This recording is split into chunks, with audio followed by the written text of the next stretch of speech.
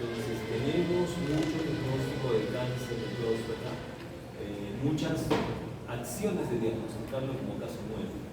Eso es básicamente lo que se llamaría incidencia, en la cual están englobadas las acciones de que el paciente esté concientizado hacia ir al chequeo y que le hayan hecho un diagnóstico preciso. Y ya no se hace eso por un PCR, no, o sea, se hace por un estudio anatomopatológico. Entonces tienes que tener una confirmación diagnóstica con estudio anatomopatológico para entrar a estas clínicas. Y obviamente que tengas las herramientas que los de salud tengan un programa, entrenamiento, médicos especializados, herramientas, insumos, equipamiento para poder hacer ese diagnóstico. El cáncer de pulmón está seguido con una tasa de 23 sobre 5. Entonces, justamente han tocado mama y ahora estamos tocando pulmón y próstata. Interesante ahora ver la mortalidad ocupada en primer lugar por cáncer de pulmón. Entonces, y si me voy a los datos numéricos, diagnóstico 31 y llegan a fallecer 16 por año, lo que quiere decir que hay básicamente un control de enfermedad de solamente un tercio de esta población. Entonces, está un poco peligroso el cáncer de pulmón por muchos factores que podemos entenderlos en la clase y con muchas hipótesis que podemos sacar después. Cáncer de mama diagnosticado como a 40 y tantos, casi 50, y fallecen 12. Acá por todo lo contrario, o sea, quiere decir que tienen un gran control sobre el cáncer de mama y solamente casi un cuarto de esa población es la que está llegando a mortalidad. Colon recto, hígado, próstata y otros más. Interesante que puedo cambiar mi población y ver qué pasa en nuestro país. Entonces, diagnosticamos mucho cáncer de próstata. No quiere decir que tengamos más cáncer de próstata en el Perú, sino que lo estamos diagnosticando más. Está ahí expuesto, pero tengo herramientas para poder diagnosticar. Y quizás ha habido un programa de concientización del paciente varón y dice chequeo. Mama, cuello uterino, estómago, colon recto, ¿dónde está pulmón? Porque estaba tercero, ahora está octavo. Está un poco raro. Y si me voy al dato numérico, diagnóstico 6.8. Puedo cambiar acá cuál va a ser mi unidad. Puede ser dato acumulativo total, algún dato crudo, dato estandarizado por el raro. Bueno, diagnóstico 6.8 está medio raro. Diagnosticado 31 millones. Y en el Perú, obviamente, si no diagnostico cáncer de pulmón, no voy a contar cuántos van a fallecer por el mismo. Cáncer de cuello uterino ocupa un primer lugar sobre ambos sexos y eso está bien terrible también, y ya lo van a tocar cuando hagan cáncer de cuello uterino. ¿Por qué? O sea, si bien ya estoy haciendo el diagnóstico, pero también tengo que ver reflejado que está mejorando la mortalidad. Pero, ya no. Y pulmón ocupa un quinto lugar y el sospechoso que si diagnosticó 6.8 me fallece en 6.0, o sea, en Perú sobrevive 0.8 pacientes sobre 100.000 habitantes con cáncer de pulmón. Eso está bien terrible. Muy bien. Y si luego me voy a otros países, bueno, puedo tener otros rangos, pero muy interesante. Intentaremos.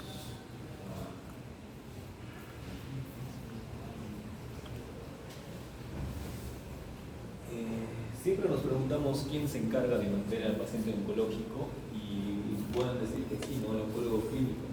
Nosotros tratamos de ser una especie de directores de orquesta, pero no. De hecho, tratamos de conocer todo. Tema quirúrgico, patología, factores de riesgo, herramientas diagnósticas y obviamente conocemos muy en profundidad lo que llamaríamos tratamiento sistémico y todo lo que sigue desde un diagnóstico hacia adelante. Pero no lo hacemos solos, o sea, es un equipo multidisciplinario que está encargado, y no solamente médico, también no médico y profesionales de la salud, y no profesionales de la salud como administrativos, ¿no? Gestores. Y esto es un algoritmo simple de lo que ocurre en nuestra cabeza cuando nosotros tenemos un cáncer. De hecho, cáncer también hay hematológico. Bueno, esto se aplica mucho a los tumores sólidos. Un tumor sólido que yo sospecho que sea un cáncer, tengo que hacer herramientas para poder darle nombre, y eso es diagnosticar. Entonces, básicamente empieza mi diagnóstico certero y gold estándar con la histopatología. Y lo segundo que hago, o paralelo incluso, es hasta dónde está yendo la enfermedad, y a eso le llamamos estadificación. Y en muchos de los tumores los llamamos del 1 al 3 como enfermedad localizada y el 4 como avanzado, pero hay excepciones en las cuales 3 también puede ser metastásico, avanzado, o un 4A podría ser todavía un localizado. Muy bien, entonces vamos a hablar un poco de próstata y pulmón. Sobre próstata, la epidemiología ya hemos tocado un poquito, más o menos en estos gráficos, pero es importante reconocer que es una de las enfermedades más comunes, obviamente, entre hombres. Junto a otros tipos de cáncer ocupan estos 3 primeros lugares o 4 primeros lugares. Y bueno, a nivel mundial es el segundo más encontrado por año como incidencia en el resto del mundo. Hay países que por su cantidad de habitantes también es importante encontrarlo, pero también vemos que hay una, en cuanto a factores de riesgo, dependencia de la raza, y sí es cierto, o sea, hay países en los cuales por presencia de raza afroamericana, pues tienen un mayor factor de riesgo. Pero entonces, ¿y por qué en el África no hay una incidencia? Pues porque la incidencia también corresponde a hacer herramientas diagnósticas. Entonces ellos tienen la población, pero no la estamos diagnosticando. Entonces hay algunos datos medios como que interesantes de analizar. Y en cuanto a mortalidad, pues casi vemos un tema terrible, porque a pesar de no tener un buen diagnóstico, en países africanos, por ejemplo, pues es el lugar donde más fallecen en cáncer de próstata. O sea, ¿qué quiere decir? Que sí, los poquitos que se pueden diagnosticar, ni herramientas tenemos para poderlos ayudar.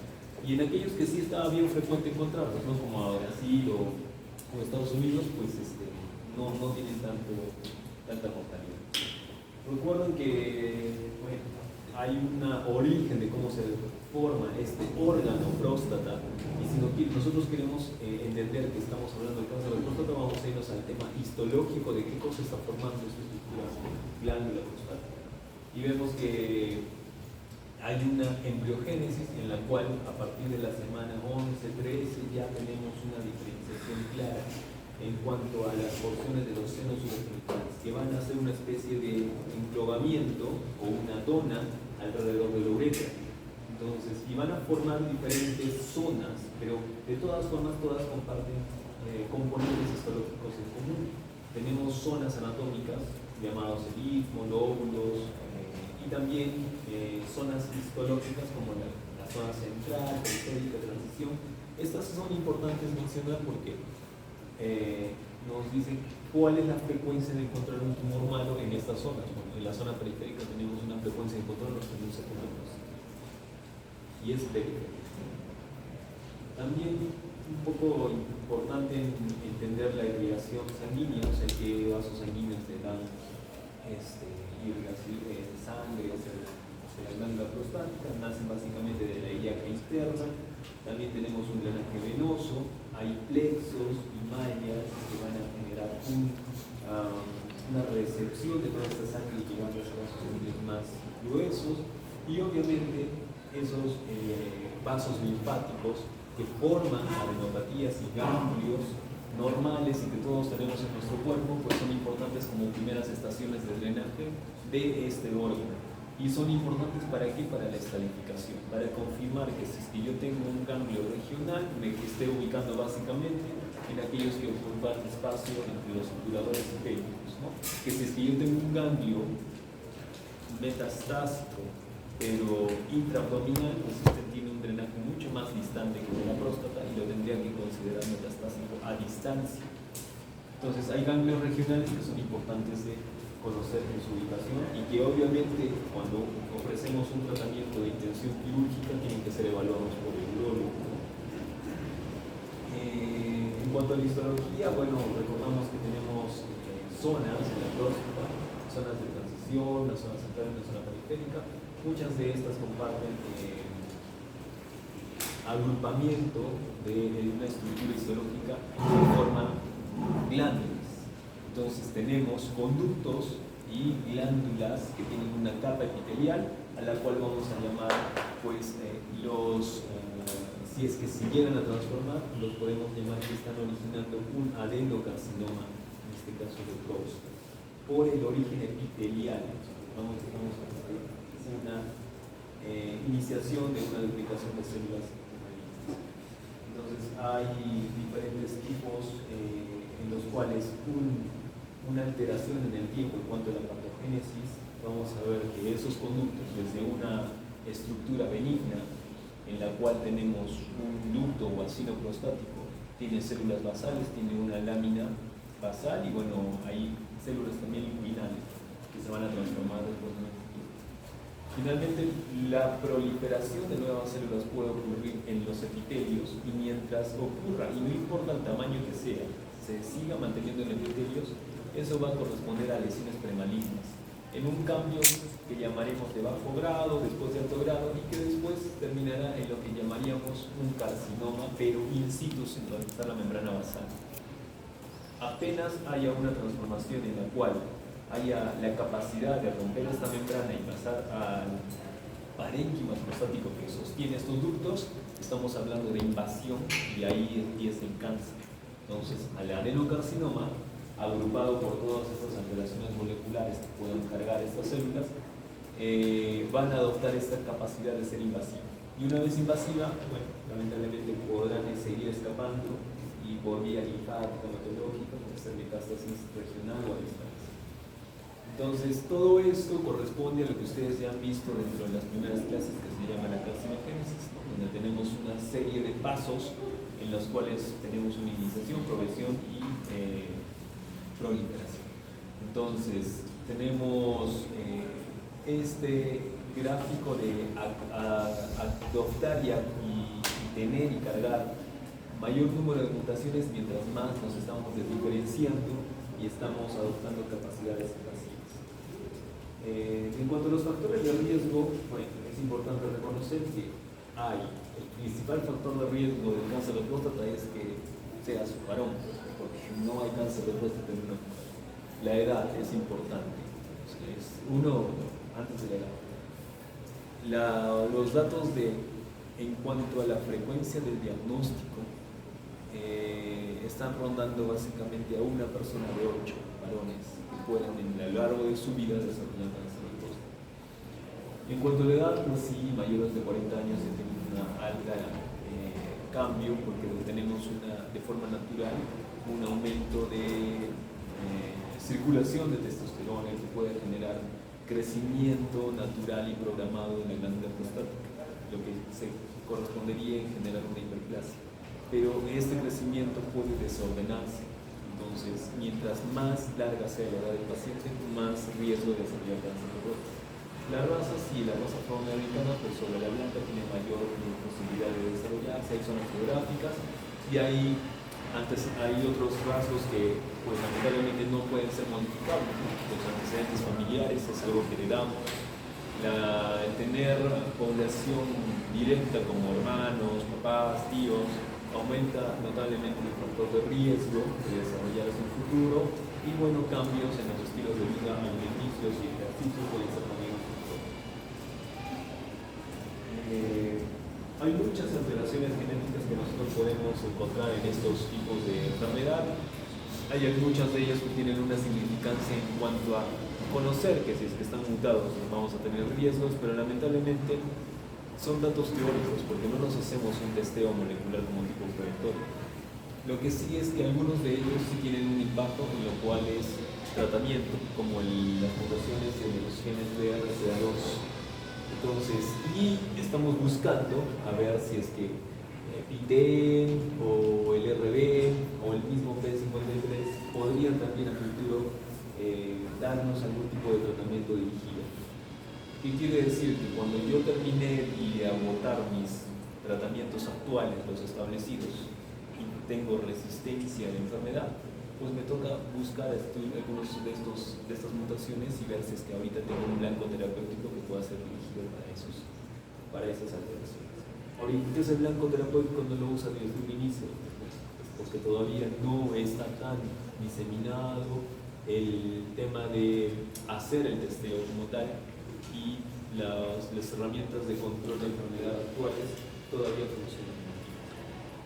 Entonces, bueno, recordemos un poquito, hay factores de riesgo no modificables, origen étnico, genética y edad, y otros que son modificables como nuestra constitución física, la dieta, el ejercicio y bueno, las vasectomías, ¿no? Están vinculadas con mayor riesgo de desarrollar cáncer de próstata por el tema de que estamos haciendo ciertas obstrucciones de flujo natural de nuestra labor. En cuanto a síntomas, lamentablemente son, ¿cómo se dice?, inespecíficos. Son urinarios, sí, pues, la próstata está rodeando la uretra, vamos a tener molestias, pero al ser inespecíficos podríamos irnos desde un estado asintomático o hasta síntomas que conglomeran también orígenes inflamatorios y infecciosos. Entonces, dificultad para orinar, flujo urinario lento, débil, disfunción eréctil y cosas más invasivas, como un sangrado, pues llama mucho la atención. Y mientras los síntomas sean más severos o más molestosos, entiendo que si estoy frente a una enfermedad, estoy neoplástica, estaría frente a una enfermedad neoplástica que la voy a intentar descubrir, pero en un estado muy avanzado. Entonces, hay causas muy frecuentes de esos síntomas y están involucrados, como les comento, formas diagnósticas no oncológicas. Vejiga hiperactiva, hiperplasias, condiciones neuropáticas de poliuria, prostatitis y otros tumores, ¿no? otras neoplasias. Un tumor de vejiga hace sangrar, un tumor de riñón también puede hacer sangrar, estenos y cuerpos extraños. Entonces, estos síntomas urinarios lamentablemente son muy inespecíficos, pero igual hay que valorar y darles una categoría, o sea, a estos síntomas. ¿Qué quiere decir? Analizarlos. Frecuencia, repetición, intensidad. Entonces, no es lo mismo tener un problema de disfunción o de chorro entrecortado por una litiasis, que probablemente sea transitoria, pasajera y vaya acompañado a mucho dolor, que tenerlo de forma lenta y progresiva durante unas 8 semanas y que ahora está generando pues, básicamente una crisis. O sea, hay una evolución de estos síntomas. Entonces, y lo podemos clasificar en cuanto a cómo están ocurriendo. Pues es que por un tema físico son síntomas de llenado, de vaciado o un tema post. Entonces, ¿y cuál sería el screening para poder decir? El método de screening es, con mis síntomas y mis molestias, uno se acerca a un centro de atención, no necesariamente un centro oncológico, va a un médico general o a un neurólogo y tenemos que tomar datos, pero puedo utilizar ahora una herramienta diagnóstica de screening. ¿Y qué tal si es que esta persona que se acerca no es sintomática? Bueno, igual tengo que por su rango de edad, como factor de riesgo, utilizar un método de screening. Entonces ahí tenemos básicamente el dosaje del antígeno prostático específico, ¿no? Entonces eso está especificado como un tipo de detección temprana en un rango de 45 a 75 años, bueno, a más años, pero puedo dividirlo en un rango de 45 a 75, viendo rangos y cambios de este antígeno prostático que me van a ir llamando la atención si es que los veo alterados. Pero sin embargo, debo entender de que si es que reconozco mis valores normales y estos están altos, pues debo iniciar acciones para ello. Pero hay muchas causas por las cuales este antígeno prostático puede estar elevado. Entonces, tenemos un rango en el cual conocemos que el valor normal pues, es un valor menos de 4 nanogramos por mililitro, y si es que nosotros tenemos 5, pues ya nos hace sospecha, pero no es un valor aislado. O sea, tengo que juntar mi anamnesis y mi examen físico para poder valorar si realmente ese valor de 5 es significativo. Si lo tengo mayor de 10, las cosas ya se van haciendo un poco más complejas, porque sospecharía mucho que me estoy inclinando más hacia una etiología neoproliferativa que en otro proceso.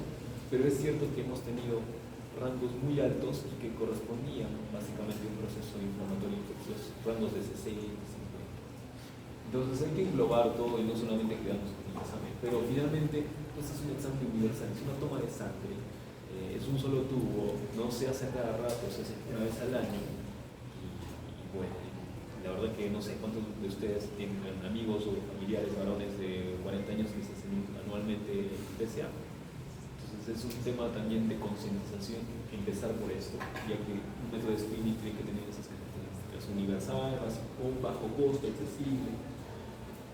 Entonces, si nosotros tenemos un valor de más de 10, ya nos estamos orientando a que hay algún proceso tumoral como tal, y que probablemente tenga que pasar a un siguiente paso, que sería una biopsia guiada. Dices que tengo valores menores, bueno, puedo utilizar estos rangos de PSA libre y PSA total. Dices que tenemos un rango mayor al 20% de este rango, pues entenderemos que estamos ante alguna lesión sugestiva de lesio benigno.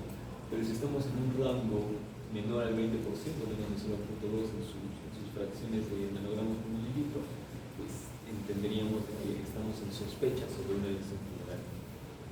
Y nos vamos al diagnóstico. Entonces, hay muchas herramientas. De por sí, obviamente, el PSA empieza, pero no es mi diagnóstico definitivo. O sea, no puedo dejar de que un paciente de 60 años que tenga un PSA de 30 sea catalogado como un paciente con cáncer de próstata. Es sospechoso hasta que no pueda demostrarlo por histológico. Entonces, mis acciones de métodos diagnósticos o de apoyo diagnóstico imagenológico laboratoriales tienen que encaminarme a decir que un paciente tenga que ir a su estudio anatómico. Y esto es un poco complejo, porque no puedo hacer biopsias de la próstata a cualquier varón que se me presente. De hecho, por la forma como se hace esa biopsia, no es un estudio. De hecho, por la ubicación anatómica, esta próstata está dentro de la pelvis, o sea, no es como que la pueda mirar y tomar, no es una lesión de mama palpable, no es una lesión de cuello uterino que pueda mirar en el espéculo. Tengo que ser invasivo para tomar una muestra, entonces no podría enviar a cualquier paciente así. ¿Y por dónde ingresa la aguja para esta muestra? Transrectal. Entonces, es un procedimiento que tiene una coordinación, una preparación, se hacen operaciones. También se puede hacer transperineal, un poco más doloroso todavía. Entonces, no puedo convencer a todo paciente que lo haga. Tengo que tener herramientas diagnósticas. Y por eso es de que acopio también información de otros estudios, como por ejemplo una resonancia. Entonces, la resonancia magnética, dentro de su forma de técnica multiparamétrica, pues me da información sobre grados de cambios que tengo en el momento de poder evaluar las distintas imágenes que me brinda esta resonancia. Se debe hacer con contraste. El contraste ayuda a la visualización de los vasos sanguíneos. Aquel tumor o masa sospechosa que es irrigada por el contraste captadora de pues tiene mayor peligro. Entonces, ¿para qué sirve esto? Para clasificar en cuanto a una racional de características malas radiológicas, pues entender de que estamos en una clasificación de PIROX 4 o 5, estaríamos indicando que se debería hacer un estudio histológico para confirmar la enfermedad. Entonces, con un estudio imagenológico y con un estudio laboratorial, pues voy a encaminar a un paciente para que pueda hacer ese estudio histológico. El estudio histológico, primeramente, se colorea con estas tinciones de hematoxilina eosina suficientes como para mirar y buscar estructuralmente estos acinos y ductos que forman la glándula prostática. Y si los veo pues redondeados, tranquilos, bueno, entenderé que básicamente lo que tengo es una lesión benigna, pero si es que a mi aumento un poco más preciso veo que hay desorganización de núcleos, mitosis, pero no es en todo, en una zona, entiendo que ya estoy frente a un cáncer, pero este cáncer está parecido al tejido sano. Pero mientras más vaya cambiando mi estado invasivo, pues voy a ver también características que se llamarían características histológicas que están llevando a la enfermedad a ser histológicamente bien diferente del tejido que lo está formando. Entonces, a eso le llamamos en gran cantidad de tumores grado de diferenciación. Puede ser grado de diferenciación nuclear, y lo que hacemos es catalogar aquel cáncer que estamos diagnosticando, qué tan diferente es el tejido sano. Y muchos de los tumores se clasifican del 1 al 4, pero en cáncer de próstata utilizamos esta escala que se llama la escala de Gleason o la escala de grupos de riesgo, que es la escala de Such. Entonces, ¿Qué buscamos? Pues justamente esos patrones que hacen que yo pueda distinguir que una enfermedad se está diferenciando en cuanto a sus estructuras histológicas. Lo cierto es de que mi escala de Gleason corresponde a la sumatoria de 2 muestras por zona. A diferencia de muchos tumores, en próstata lo que hago es tomar biopsia de toda la próstata, no solamente del tumor que estoy encontrando. Entonces, de todas las zonas de la próstata las divido en 6 áreas, y de esas 6 áreas como 2 muestras por área. Puedo tomar más, puedo segmentar en 8. El punto es de que al tomar 2 muestras por área voy a sumar los grados de diferenciación más feos de esas 2 áreas. Y si es que mis grados de diferenciación corresponden a un grado menor de 6, que correspondería a 3 más 3, por ejemplo, no estoy frente a un cáncer también, estoy frente a una lesión premaligna. Entonces, mi grado Gleason, resumen, empieza en una sumatoria de 3 más 3 en 6. Este y el grado de riesgo 1 correspondería a la enfermedad oncológica maligna de próstata de bajo riesgo y que recién se está empezando a diferenciar, bien diferenciado. El de las sumatorias de 7 corresponden a enfermedades de riesgo intermedio, tanto para estar presente como para de recurrencia. Y las sumatorias que me llevan a 8 hasta el 10, pues lamentablemente me dicen que la enfermedad tiene un riesgo alto y tiene una capacidad de estar en una pobremente diferenciado o anaplásico. Entonces eso es muy importante. No es lo mismo tener un diagnóstico de cáncer de próstata, adenocarcinoma de próstata Gleason 10 en un varón de 60 años que está medio raro. ¿Por qué un varón de 60 años medio joven podría estar desarrollando un cáncer un poco tan acelerado? Puede que su explicación sea cortar cargas mutacionales. ¿Y qué sería lo como que común? Bueno, encontrar un cáncer de próstata en un varón de 90 años con un Gleason 6. Pues obviamente por su rango de edad y por su historia natural de programación de envejecimiento, algunas de sus células se van a volver cáncer y recién a sus 90 años lo está haciendo en la forma de un Gleason 6. Entonces, no es lo mismo tratar estos 2 extremos. Ya estoy agregando esta variable para mi decisión de manejo. Entonces, ustedes conocen que nosotros para hacer estadificación, luego de hacer mis herramientas diagnósticas, pues voy a buscar, adoptar y clasificar características del tumor en base a la escala TNM de la AJCC, que es un comité americano de tumores, para poder clasificar los tumores. Pero vean que aquí solamente deberíamos tener TNM, pero le están agregando esta variable que es PCA y la variable de grado de diferenciación, que en este caso es el grado de riesgo, pero también puede ser la escala de riesgo. Entonces todos los unos son 6, los que tenían son 7, los más altos los 5 son 8, 9, 10. Entonces, ya le estoy agregando 2 variables más para mi toma de decisiones y para clasificar en estadios a mi paciente.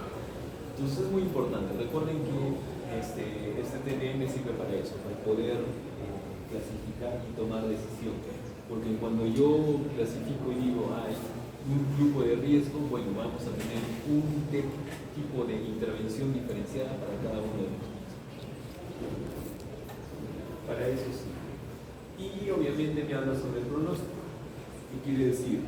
Que aquel paciente que está en un estadio 1, pues felizmente va a tener una capacidad de control y curación muy alta.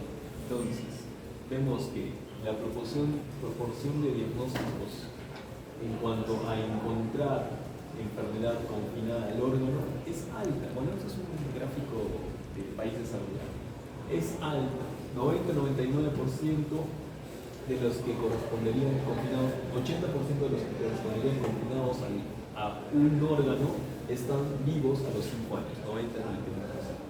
Pero aquellos que encuentro como enfermedad metastásica distante, que correspondería básicamente a un 5%, pues solamente 30-40% de ellos sobreviven. Mientras más largo sea mi capacidad de encontrar el cáncer, menos posibilidad de control voy a tener sobre los mismos.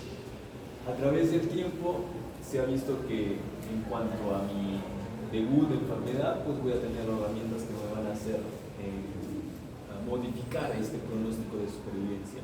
Si es que tengo buenas terapias al inicio para enfermedad localizada, pues voy a reducir el riesgo de enfermedad. Mientras más tarde ocurra, pues lamentablemente van a tener fallas por más buenos tratamientos que ocurran. Y también es importante que en próstata recordemos que tenemos para ver el pronóstico pobre es aquel que tiene sitios infrecuentes. Sitios infrecuentes son ganglios distantes, hígado, o sea, pulmón, vísceras, cerebro. Y sitios comunes y que pueden corresponder a tener, a pesar de ser invasivos, un mejor control de enfermedad, pues los ganglios que están básicamente en región pélvica, y si es que a pesar de todo igual son metastásicos, en primer lugar que van a ser metástasis es el hueso, pues si es que este compromiso de hueso básicamente está en esqueleto axial, cintura escapular, cintura esquelética, pues el pronóstico es bueno. No curativo, pero es bueno. Entonces, sobre estas generalidades es importante reconocer que hay herramientas que me van a ayudar a que si es que yo las encuentro y las clasifico, me van a ofrecer opciones de plan de trabajo para el manejo. A los que les gusta leer este libro es muy interesante. Es un libro un poco largo, pero es bonito porque nos habla sobre cómo es que ha ido evolucionando la forma en la que nosotros hemos encontrado herramientas para ponerle control al cáncer, desde el gas mostaza, las cirugías muy invasivas, pero lo interesante es de que de esta forma narrativa nos hace una analogía de lo que su mismo título lo dice, pues el emperador de todos los males es que no existe una entidad tan evolucionada en nuestra naturaleza que no sea el cáncer, y del cual más que tenerle miedo deberíamos aprender mucho, porque todas las herramientas que nosotros hacemos para diagnosticarlo y después para buscarle poner un tren y control, pues lamentablemente de cada un tiempo el cáncer adopta otras de resistencia. Entonces es una entidad que constantemente está en evolución. Vayamos un poquito a lo del pulmón. El pulmón, bueno, acá tenemos un dato numérico que para este año 2022 efectivamente hay como unos 71.000 nuevos casos en cuanto a la Globocam, pero para la región de Sudamérica, en los cuales pues efectivamente las tasas o las incidencias de detección pues no es solamente de nuestro país que tenemos esas bajas tasas de detección de cáncer de pulmón, es un problema de todo Latinoamérica, ¿verdad? Entonces hay tasas muy bajas en cuanto a esto ya lo habíamos comentado un poquito en los gráficos de Globocam, cuál es el orden de incidencias por sitios tumorales y cómo está este cambio en cuanto a Perú. Recordemos que efectivamente es a nivel mundial el primer lugar de sitio tumoral que pueda desencadenar la muerte, y es cierto que podemos estimar algunos datos numéricos en cuanto a pulmón en el Perú, cuando han llegado a fallecer para el año 2022, un poco más atrás, como cerca de 2.500 personas probablemente. También es importante que podamos ver dentro de estos casos epidemiológicos exposiciones, ¿no? Porque hay un factor de riesgo que es la inhalación, sea de humos, de partículas pequeñas, metales pesados, gases. Entonces, efectivamente, países subdesarrollados tienen una alta tasa de exposición a partículas, como estas partículas por millón menores de 2.5, y otros son fluidos sólidos, ¿no? Como gases. Y un poco para entender en qué estadio estoy encontrando el cáncer de pulmón, del 1 al 4 encontramos cáncer de pulmón en Perú, Colombia, México, pues muy poquito encontramos en el estadio inicial, y en gran medida estamos encontrándolo en estadios avanzados. Y Brasil, pues si bien es un país muy grande, su sistema de salud tiene una capacidad de poder derivar rápidamente y tener centros altamente especializados en el diagnóstico oncológico de cáncer de pulmón, y por eso ellos sí tienen una tasa un poco más alta de encontrar estadios 1, 2 o 3. Acá vimos que había un rango de tasa de mortalidad de más o menos unos 23 a nivel mundial, ¿no? Sobre 100.000 habitantes. En Perú era 8. Y desde el año 2001, mis acciones de reducir y buscar reducir la mortalidad, pues están teniendo un efecto porque a través del tiempo sí lo estamos logrando. Entonces, la capacidad de reducir la mortalidad en cáncer de pulmón sí está siendo notorio, pero no es un tema con una pendiente tan grande. Todavía nos falta mucho trabajo por hacerlo. Sin embargo, a pesar de todas estas buenas acciones, nosotros estamos muy por abajo.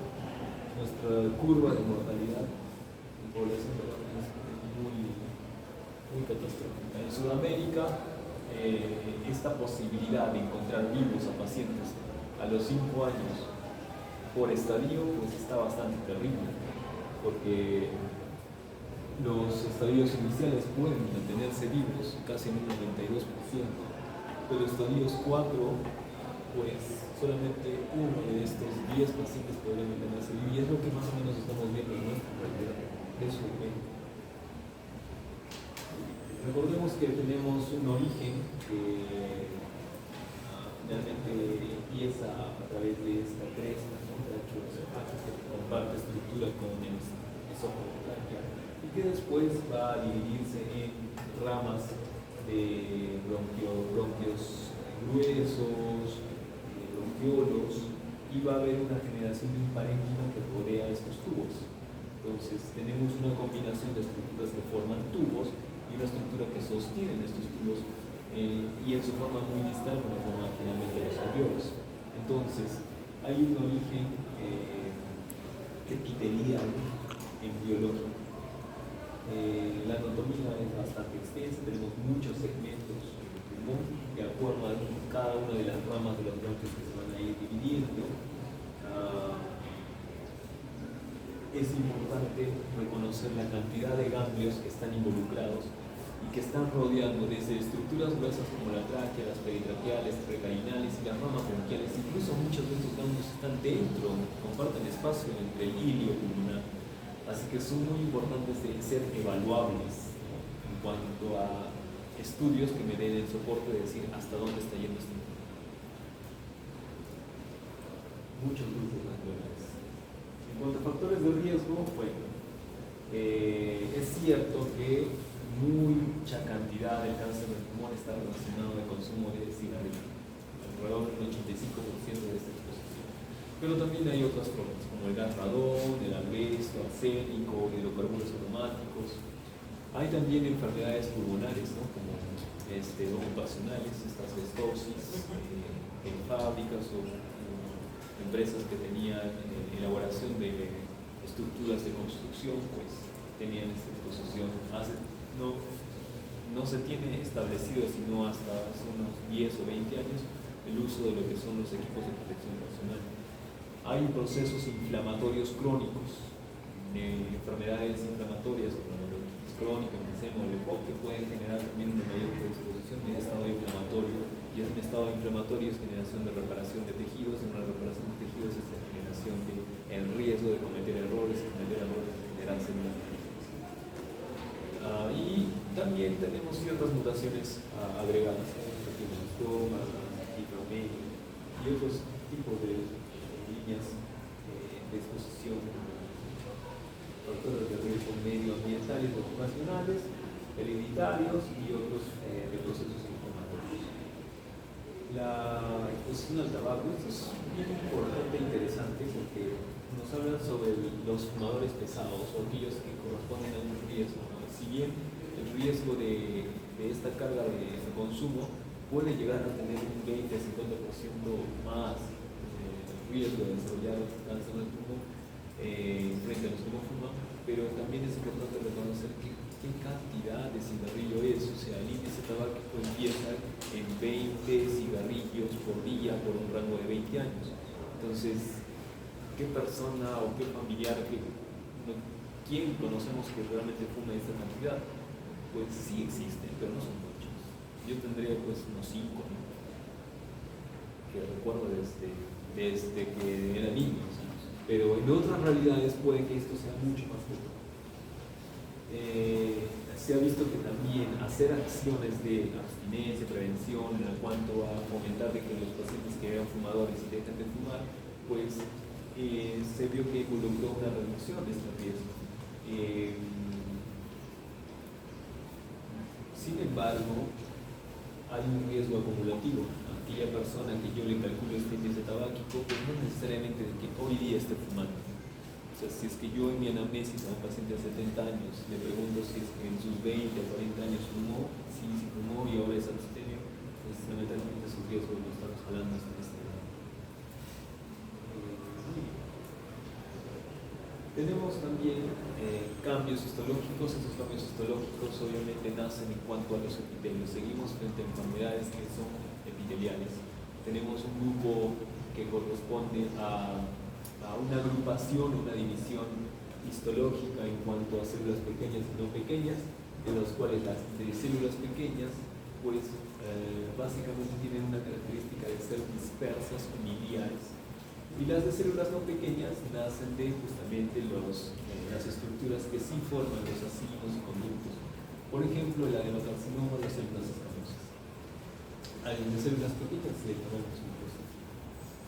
Cada uno de ellos tiene ciertas características histológicas que podrían ayudarnos, por ejemplo, en un diferencial, que si es que yo tengo adenocarcinoma en mi estudio de histología, pero adenocarcinoma también lo tengo en próstata. Entonces, si logré hacer una toma de muestra de pulmón y no hice bien un estudio de extensión, ¿cómo puedo estar seguro de que realmente ese adenocarcinoma es de pulmón? Porque también tengo adenocarcinoma en estómago, en esófago, en vías biliares, en páncreas, en endometrio, en vejiga. Entonces, este adenocarcinoma puede compartir origen como una forma metastásica, pero nosotros estamos tomando una biopsia de pulmón. Entonces, sí, pero lo cierto es de que la enfermedad o el órgano pulmón también es uno de nuestros principales lugares a donde muchos tumores hacen metástasis. Entonces, tengo que tener un diferencial.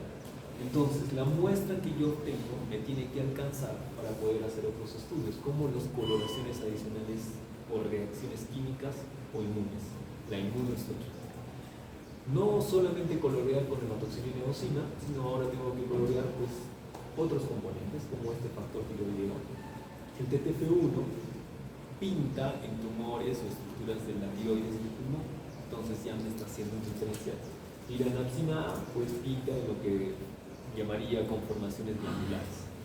En cambio, las de células escamosas están muy relacionadas a daños genéticos de las capas, entonces van a pintar más para proteínas del P40 o P63.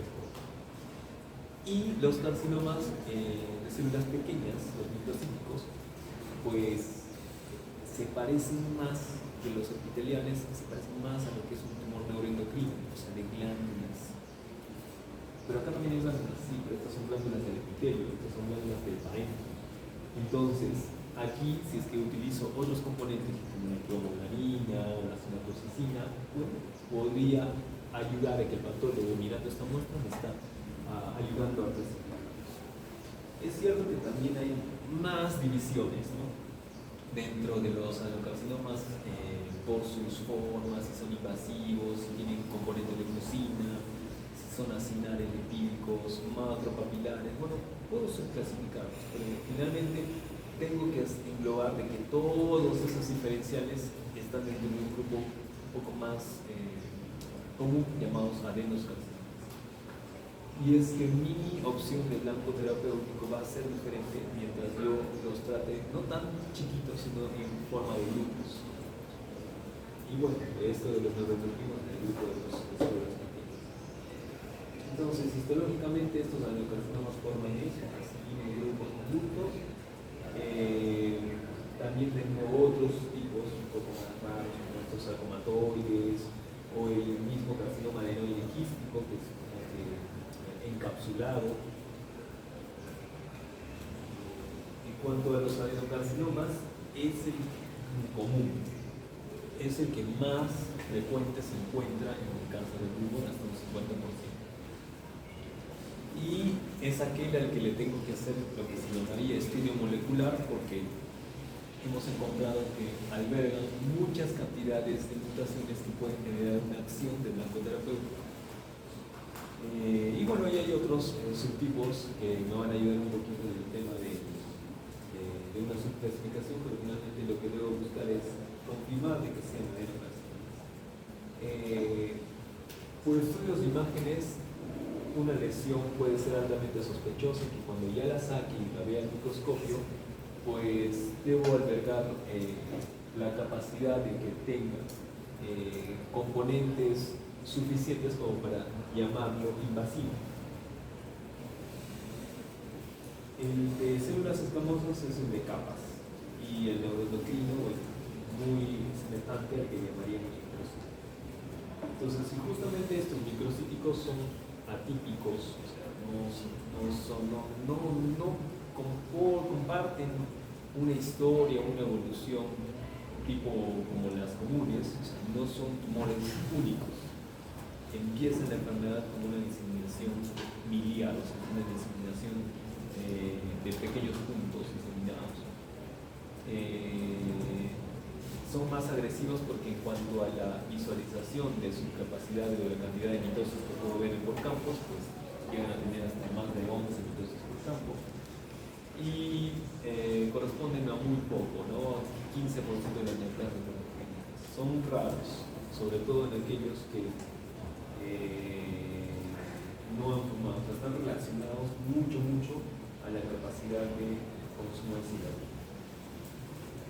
Hay una carcinogénesis y evolución, como ya lo habíamos comentado, desde un epitelio bronquiolar normal, que vas a adoptar capacidades de displasia, que inicialmente son de bajo grado y después de alto grado, y después empieza lo que sería, bueno, también tengo el in situ, y correspondería después a la generación de invasión del estroma, que correspondería a lo que es capacidad invasiva, ya comienzas a llamarlo cáncer.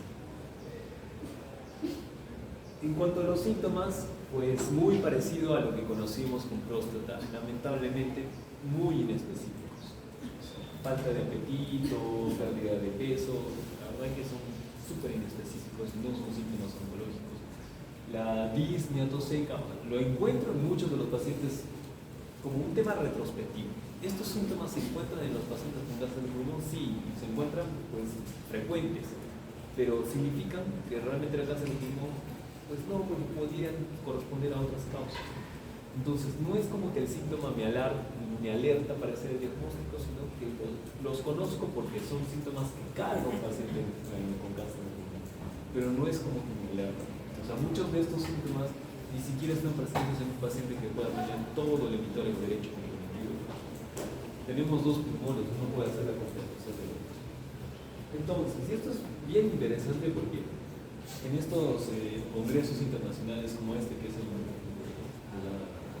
este Instituto de Estudio del Cáncer de Pulmones Torácicos, presentaron que ¿cuál es el método de screening del cáncer de pulmón? Pues no hay, no tenemos.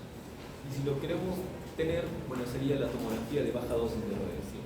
Pero primero, ¿qué es costoso? ¿Qué es radiación? O sea, si te expones. Puede que esta forma de baja dosis correspondería casi como que a tener unas 4 placas de rayos X, ¿sí? pero igual, es entrar al tumor, un ambiente de exposición.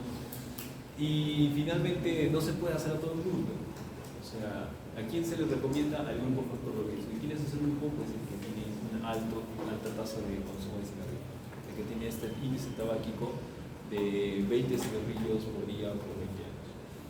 Entonces, pero cuando hemos visto qué ha pasado, por ejemplo, en esta evaluación, con la intención de hacer método de screening de este tipo por síntomas, pues lamentablemente los datos son bien tristes. ¿Por qué?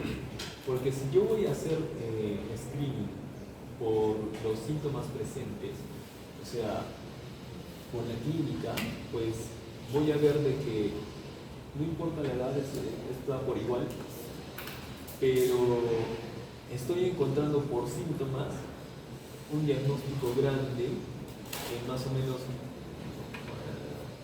541 sobre estos 571 en estadios avanzados. Pero al hacer screening sin síntomas y básicamente en un programa de screening, pues estoy encontrando, aunque son poquitos, estoy encontrando más casos de diagnóstico temprano. ¿Y eso qué corresponde? De estos 14, pues finalmente solo fallecieron 2. En cambio de estos 571 fallecieron 210.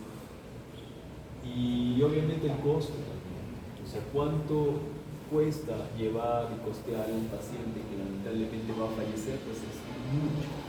Entonces, se está viendo de que tenemos que tener una herramienta imaginológica de screening que todavía la tenemos que desarrollar, pero que si es que la aplicamos, sus cambios van a ser muy grandes en cuanto a la capacidad de descubrir el cáncer lo más tempranamente. Entonces, ¿de qué forma entonces puedo hacer el siguiente paso? O sea, ¿qué quiere decir? Ya hacer el diagnóstico de la enfermedad. Y eso, como ya les comenté, es la toma de muestra para un estudio de histopatología.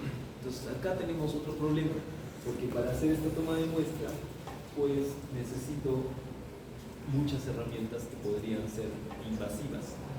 Entonces, ¿dónde están haciendo? Pues quizás en buena fe están haciendo de una rama bronquial gruesa y puedo navegar dentro de mi vía respiratoria a través de la broncoscopía y tomar una muestra. Esta broncoscopía me permite a través de estos lentes visualizar lo que está en el extremo, o sea, es un endoscopio, pero también tiene un agujero por el cual voy a utilizar herramientas, un escobillado, una pinza de sacabocado. Entonces, si veo el tumor, lo saco, no lo saco completo, o sea, tomo muestra. Pero esto tiene un calibre, ¿no? O sea, no puedo navegar en los bronquiolos más delgaditos. Y mis segmentos anatómicos del pulmón son bien inaccesibles. Algunos, como la língula del pulmón izquierdo, pues tendríamos que curvar ese broncoscopio y ese broncoscopio no se puede quebrar, o sea, es fibra óptica. Entonces, hay lugares que necesito utilizar otras herramientas. Tenemos también estudios de aguja fina, pero es muy difícil porque para líquido o para el mismo tumor, por aguja fina sacar células aisladas es muy baja la capacidad de poder encontrar células aisladas de ese tumor. Aguja gruesa, ya esa está un poco mejor. Es como una aguja Trucut, es como sacar ya un filamento de tejido o una estructura de tejido suelto. Pero tiene que ser un tumor periférico. Si no es periférico, lamentablemente, si es muy central, voy a generar lo que llamaría un neumotórax. Y hay otros instrumentos mucho más modernos, una ecografía endobronquial, un transductor de ecógrafo en la punta del broncoscopio. Entonces, si luego tenía de que en mi navegación estoy viendo los bronquios y lo que veo básicamente es de que está tapado y ya no pasa, pues yo sé que detrás de ese bronquio hay un tumor. ¿Lo podría perforar a ciegas? Pues no. Pero si yo tengo este eco broncoscopio, sí puedo saber qué cosa está pasando más. Finalmente todo esto va a llevar hacia pruebas histológicas. Puedo en este momento descubrir que quizás un paciente que tenga enfermedad diseminada tenga también estas células tumorales dando vueltas en la sangre, sí. Pero podríamos decir que ese sería mi diagnóstico. La verdad que sí, porque si yo diagnostico que hay ADN tumoral circulando en sangre, sí podría decir que un paciente carga un cáncer.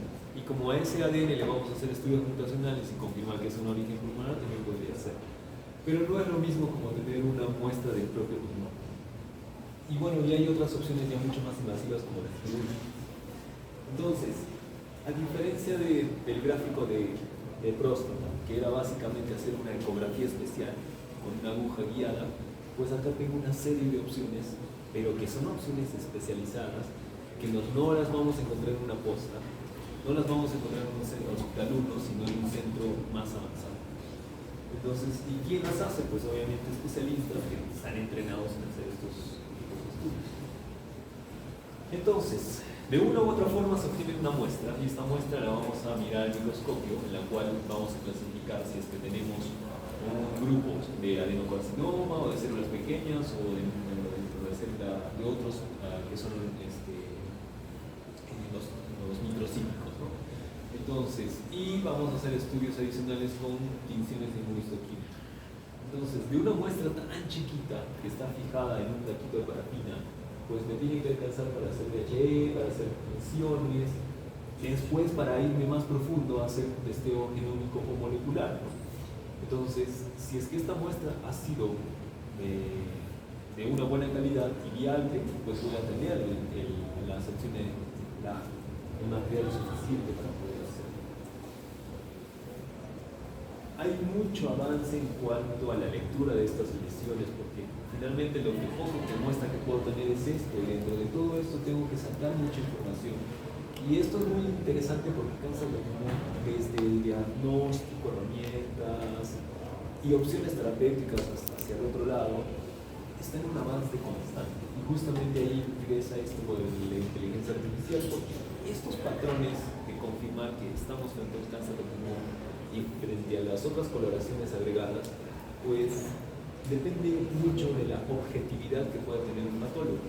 Pues el patólogo que mira esto tiene una responsabilidad enorme porque es el que me va a decir en un papel carga un cáncer. Pero si es que él no está entrenado, pues o va a dejar, va a hacer un subdiagnóstico o me va a dar una información errónea. Y como hemos visto, tenemos muchos subtipos, ¿no? Entonces, esta información se puede compartir en lo que se llama patología digital. Y patología digital es que toman imágenes de las muestras de las láminas y las ve después un patólogo en otra región, que sí es un patólogo experto como tumores de tórax. Entonces ya son 2 ojos o 3 ojos o 4 ojos los que están viendo esta muestra y nos van a dar un informe más preciso. Y también tenemos que esta es una muestra y como tal tenemos otros pacientes que también guardan sus muestras. Todo eso se sube a una base de datos. La base de datos con inteligencia artificial genera patrones de reconocimiento y la inteligencia artificial ayuda por imágenes a generar una propuesta de sitios donde encuentran rasgos alterados histológicos. Entonces también estamos teniendo un soporte de ese sitio. Entonces, recopilando un poquito, una tomografía de baja dosis de radiación puede ser considerada como una herramienta de diagnóstica, de apoyo diagnóstico que puede iniciar todo este proceso. Porque una placa de rayos X de tórax, lamentablemente, que está bien disponible y accesible, pues una placa de rayos X es una foto de todo tu tórax superpuesto en un estudio que ve cambios en la densidad de los tejidos. Y estás viendo el cruce de las costillas, la columna, ganglios, sombras, los bronquios con moco. Bien difícil que en una foto de tu placa de rayos X puedas encontrar algo. Entonces tengo que llevar hacia mis anamnesis, mi examen físico y mi placa de rayos X, llevarla hacia la tomografía de baja dosis para ver si es que realmente hay algo mal. Pero recuerden que no la podemos hacer a todo el mundo, tengo que sospechar hasta poder por fin recién pedir. Puedo utilizar una resonancia para partes blandas, como bien dice, estructuras adyacentes a la pared del tórax y quizás algunos ganglios. La ecografía endobronquial, muy importante. El ecógrafo endobronquial a través de esta broncoscopía endobronquial. Evalúa ganglios mediastinales. Y bueno, esto le pido al radiólogo, esto también. Esto lo hace el neumólogo. ¿Y a quién le pido la orden del PET scan? ¿Y qué es el PET scan? Entonces, ya, no una tomografía. Sigue siendo un estudio de imagen como otra tomografía. Sigo viendo cambios de formas y estructuras, pero la diferencia es que tiene acoplado un escáner de radiación. Entonces, ¿por qué el paciente tiene radiación? Porque el médico nuclear es el que maneja este tipo de instrumentos o equipamiento, es el que le introduce al paciente un radioisótopo. Eso se llama medicina nuclear y existe un médico nuclear que se encarga de ello. En este caso, es nuestra forma de estudio que combina imagen morfológica con imagen metabólica. ¿Y qué usa el PET scan? Un colorante radioactivo que es una dextrosa. De fluoro, desoxidextrosa, fluorizada y radioactiva. Entonces, voy a combinar un estudio metabólico y morfológico y me va a ayudar a encontrar lesiones escondidas en los órganos, ¿no? Entonces, ¿por qué es importante todo esto? Porque necesito en un paciente que le estoy haciendo el diagnóstico y ya confirma en por histología, pues ahora hasta dónde está la enfermedad. Y eso es un detalle muy fino, porque como vimos en la parte de anatomía y de los ganglios, estos ganglios están bien escondidos. Y si yo en un átomo veo un ganglio pues paratraqueal de 15 milímetros, ese está sospechoso, mide más de 15 milímetros en su rango ancho. Y veo otro al costado de 5. Luego le hago el PET scan y el de 15 no me pinta nada, y el de 5 es el otro. Entonces, puede ser muy subdiagnosticable el tema si es que yo utilizo o me quedo con solo tomografía, tengo una baja sensibilidad. Si hago el PET scan, esto sube, no es al 100%. Y tan comparable con el PET scan ya es algo más invasivo, ¿no? Que es una mediastinoscopía, que es explorar y tomar muestras. Y bueno, y existe también el EBUS, que es esta ecografía endobronquial, que también por un estudio de imagen tradicional y antiguo, que es una ultrasonografía, pero como le estoy haciendo tan cerquita porque es endoluminal, pues me da mucha más información que esa. Pero igual, entonces, si tenía todo un paquete de serie de especialistas y instrumentos para hacer el diagnóstico de toma de muestra, ahora para hacer la estratificación, pues necesito también un tema de equipamiento, cirujano de tórax, médico nuclear, de homólogo súper entrenado, para saber que realmente estoy estadificando en un 1, en un 2 o en un 3. Entonces, está bien compleja la situación de cáncer de pulmón porque no la puedo hacer tan como que tan simple. Entonces, el EBUS o ecografía endobronquial sirve para eso, puede variar muchas situaciones regionales.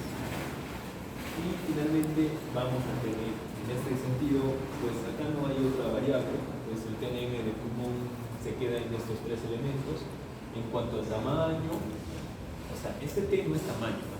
Este T es tumor, repito, es tumor, que para pulmón es tamaño, pero para colon es profundidad en las capas. Ganglios y, bueno, sitios metastáticos.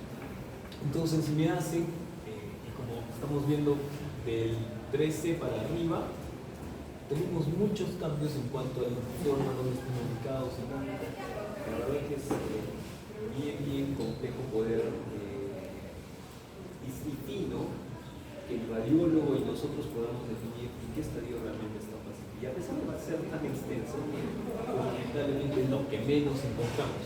O sea, lo que menos encontramos es un estadio 1 de cáncer de pulmón. Pero lo que, si lo encontramos, pues tiene una alta supervivencia hacia los 5 años, en este caso hacia 10 años. Pero el estadio 4, pues, lamentablemente cae muy rápido, básicamente a los 2 años. Es muy poca sobrevivencia dentro de un año a 2 años. Pero en caso de pulmón también tenemos que hacer como lo que hemos hecho en próstata, ¿no? Y es esto, o sea, si ya sabemos que mi TNM me hace básicamente un estadiajo anatómico, pues ahora tengo que agregarle otros elementos que me ayuden a hacer una mejor distinción. En este caso tengo que usar otros biomarcadores. Y es lo que se usa, por ejemplo, en próstata, ya lo vimos, y en mama pues está más interesante todavía, porque aparte del TNM veo grado, expresión de receptores. Si yo con solamente 3 tenía 4 patrones, con estos 5, ahora tengo 6. Con estos 6 tengo ahora 1520 patrones diferentes de poder orientar. Entonces, en resumen, ¿qué pasó con el cáncer de pulmón? El cáncer de pulmón desde una era tradicional, quiere decir hace como 30 años, básicamente era considerado el cáncer en el cual todos morían y le daban siempre 6 meses. Todo el mundo es un cliché decirle, el cáncer de pulmón tiene 6 meses de vida. Después descubrimos que no todo cáncer de pulmón era el mismo y los clasificamos histológicamente en 2 grupos. Después vimos que estos 2 grupos no eran suficientes, sino luego vimos que aquellos que eran adenocarcinomas, ahora también tenemos escamosos, adenos y células grandes, células pequeñas. Entonces ya vamos viendo grupos que se comportan de forma diferente. Y sobre los adenocarcinomas, luego vimos que si lo hacemos por patrones de testeo molecular, ahora nuestra clasificación se divide mucho más. Y después vimos de que nuestra interacción con el sistema inmune puede hacer de que nosotros podamos determinar expresión de los enlaces de punto de control inmunológico, los que detienen inmunidad.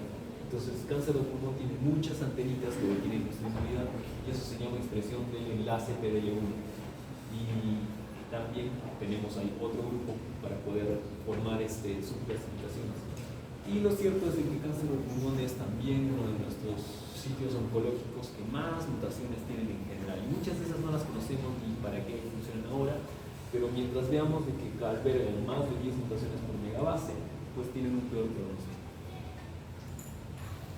Entonces, dentro de los adenocarcinomas, en las mutaciones se ha visto que nosotros tenemos muchos. El principal y el más encontrado es el KRAS, pero el KRAS es tan amplio que tiene muchas variantes y no existe todavía un tratamiento uniforme para todo ese 25%. En segundo lugar tenemos el EGFR, o sea, los receptores epidérmicos, ¿no? En la superficie de la membrana celular. Entonces, mutaciones en este receptor de crecimiento epidérmico. 17%, y felizmente esos 17 tienen opción de blanco terapéutico. O sea, ¿qué quiere decir? Que si yo tengo un cáncer de pulmón y encuentro GPR, a ese 1 de 5 le voy a dar un tratamiento dirigido especial. Pero también hay otros más importantes. ¿Y qué ha pasado? Así como hemos descubierto que hay bacterias y antibióticos, pues lo mismo, se han encontrado opciones terapéuticas para esas mutaciones. Entonces ya estoy haciendo un tipo de intención de conocer la enfermedad en profundidad hasta el tema molecular, porque tengo muchas alternativas terapéuticas que si es que me sale una alteración molecular de ALK, por ejemplo, tengo unas 6 opciones a utilizar en vez de la quimio pura o junto con la quimio pura. Y esto está demostrado en justamente mi manual americano de algoritmos de manejo oncológico, y me dice que si yo encuentro ciertas mutaciones tengo opciones. Incluso luego me voy hasta subclasificaciones moleculares, porque el GPR puede estar alterado o deleccionado en el exón 19, cromosoma, puede estar también afectado en el exón 20 o en el 21. Entonces, incluso tengo tratamientos específicos si es que tenemos alguna ubicación especial. Les he dicho que un 17% de la población mundial tiene GPR. Nosotros somos muy raros en Perú porque tenemos una combinación de mestizaje en la cual la parte del fenotipo asiático se expresa mucho. Y al igual que los asiáticos, como ya poblaciones específicas, este estudio que se hizo en varios hospitales de Lima, encontraron que encontrar EGPR en población peruana ha llegado hasta el 45%. O sea, del 17 al 45 nosotros somos muy especiales. O sea, quiere decir que de 3 pacientes, por lo menos uno tiene EGPR, o quizás de 2, uno tiene EGPR. Entonces no es como de 5 1. Entonces, ¿pero qué necesito para descubrir que un paciente que yo pueda tener frente a mí cargue EGPR? Pues que haga toda la secuencia de lo que hemos hablado, que pase por un buen neumólogo que le tome una muestra, y que si no es el neumólogo, un buen cirujano de tórax, o si no, un buen radiólogo, y que esa muestra sea tan de buena calidad que me alcance para poder hacer este testeo, que lo puedo hacer por PCR, pero también lo puedo hacer por secuenciación genética. Así que es material sobre una muestra tan chiquitita y delgadita. Pero, ¿y por qué necesito? Porque si le toca a esa persona ser un paciente con mutación de GPR, va a tener un tratamiento especial y dirigido. Entonces, actualmente, nosotros en oncología, al menos yo, me siento muy contento de que haya tantas opciones para cáncer de pulmón, pero todas las que les he hablado ahorita son como para el cáncer de pulmón estadio 4. Porque ustedes recuerden que el cáncer de pulmón todo cáncer en general tiene que tener una opción curativa, y la opción curativa es la cirugía. Pero lamentablemente no es el grueso de pacientes que encontramos ni en Perú ni en el resto del mundo. Así que lo que se ha visto de avance es que todo lo que está funcionando al estadio 4, pues estamos ahora llevándolo a estadios iniciales. Que si bien tengo un paciente que no lo puedo operar porque sus ganglios están muy comprometidos o la lesión está muy grande, con esos tratamientos especiales dirigidos, ahora su lesión se hace mucho más chiquita. Tratamientos neoadjuvantes que pueden hacer de que después sí pueda operar. Esta es una foto de una reconstrucción de placa de rayos X, y es una placa de rayos X del tomógrafo. milímetros, o sea, incluso tienen muy buena calidad. Estamos en cáncer de pulmón. ¿Dónde está el cáncer de pulmón? ¿Dónde imaginen que está la imagen de cáncer de pulmón? ¿O qué ven? ¿Qué les llama la atención de esta imagen? Mira que, o sea, extra oncológico hay mucho ya. Hay mucho, o sea, el diafragma está abombado acá por el hígado, que puede estar muy elevado. Acá debería estar el colon, pero el colon está invadiendo hacia arriba casi la mitad del hemitórax, entonces tenemos una hernia diafragmática. Este corazón está demasiado grande, o es que realmente tiene una cardiomegalia, o es que hay algo por fuera del corazón. Y acá la parte mediastinal también está muy ancha. ¿Y dónde está el tumor? De pavo. Pues no veo. Voy a quitar. Entonces, esta es la tomografía. Y la tomografía efectivamente me muestra la tráquea, los bronquios, los pulmones. Y acá hay una zona irregular, ¿no? Una masa mediastinal superior que está haciendo efecto de masa. Y ahí estaba el tumor. Sí, era la parte superior derecha, pero en la placa dice no, por ahí se imagina, no sé cómo podría ser. Entonces, y esta lesión mide como hasta 2.5 centímetros. Entonces, se nos pasa, o sea, la placa de rayos X no es suficiente para hacer un diagnóstico. Y lamentablemente, como esta señora, que por su disnea, por una masa mediastinal que está apretando la tráquea, no por por la masa mediastinal secundaria metastásica que está apretando la tráquea y por el derrame pericárdico que está generando, porque también tiene pues carcinomatosis en el pericardio, o sea, se ha ido el cáncer de pulmón al pericardio, está generando ni siquiera tiene el líquido derrame pleural. Entonces, y otra cosa bien interesante del cáncer de pulmón en cuanto a metástasis es de que es el que más hace metástasis a la suprarrenal. La suprarrenal es esta línea. Y es como si fuese una Y invertida, pero aquí hay una abombamiento. Entonces, eso es la tomografía básica.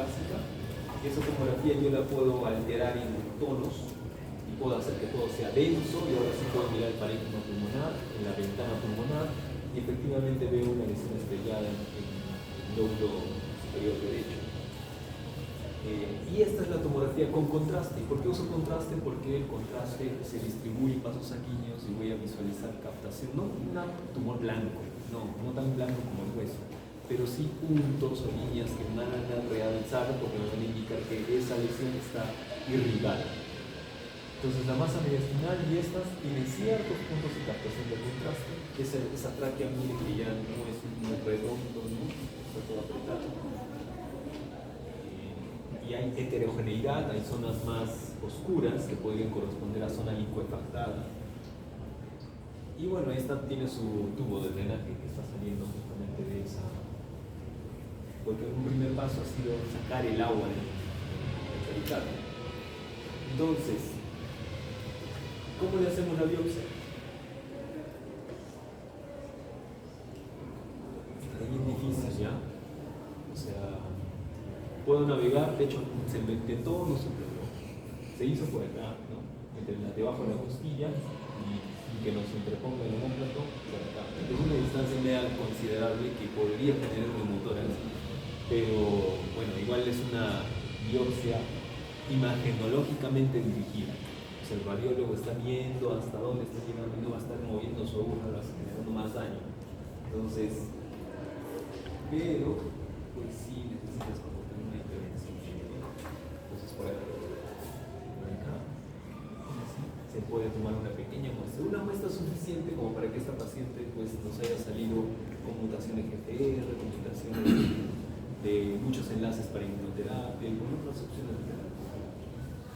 Entonces, bueno, todo aquello que, como desde su primera clase estamos viendo, que corresponde a formas de molebiología, conocimiento sobre la célula, va a permitir que nosotros, el equipo clínico que está frente al paciente, tome mejores decisiones de ofrecimiento. Pero el punto es de que tenemos que llegar a esto ahora, ¿no? sería un grupo molecular donde tenemos que involucrar al genetista y así pues poder ofrecer mejores opciones de terapia a los pacientes. Pero recuerden que si es que yo les hacía una pregunta al inicio con los gráficos que estábamos viendo de Globocam, de que ¿por qué nosotros tenemos tanto bajo el diagnóstico de cáncer de pulmón en Perú y tan baja la mortalidad de ese bajo diagnóstico? Pues porque es así, lamentablemente hay tumores que están ubicados en zonas inaccesibles, como pulmón, como vías biliares, conductos delgaditos, los cuales mis herramientas diagnósticas no van a llegar y necesito los profesionales entrenados para hacerlo. Y aquí sí es importante mencionarles esto, porque entonces, doctor, ¿cuál es el problema? Que no hay educación médica. Pues sí, porque no se forman muchos neumólogos en nuestro país. Y los cirujanos de tórax comparten especialidad como cirujano de tórax y cardiovascular. Entonces tampoco no es como que seas netamente un cirujano de tórax entrenado.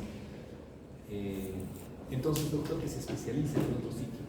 Si lograron ser residentes y especialistas en Arequipa, que se vayan a hacer una sub en Lima.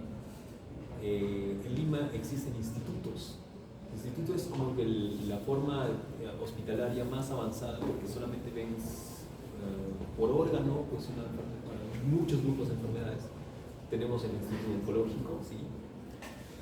Tenemos el Instituto del Ojo, las enfermedades neurológicas, y LINCOR, pero en nuestro Perú, que aparte de cánceres, tenemos mucha tuberculosis, no hay un instituto de enfermedades respiratorias. Entonces, ¿dónde se va a formar este neumólogo que quiere aprender? Pues fuera. Entonces está más difícil, ¿no? O sea, sí lo pueden hacer, pero para animales, pues, entonces, justamente ese es el punto. Tenemos poco recurso de hacer diagnóstico temprano de cáncer de pulmón sobre lo que ya corresponde de forma nativa, que el cáncer de pulmón es difícil de manejar. Entonces es una crisis para nosotros, porque ahí afuera tenemos un montón de pacientes que cargan de cáncer de pulmón, hay que ayudarlos. Muy bien, entonces eso por ahora dentro de nuestras dos charlas.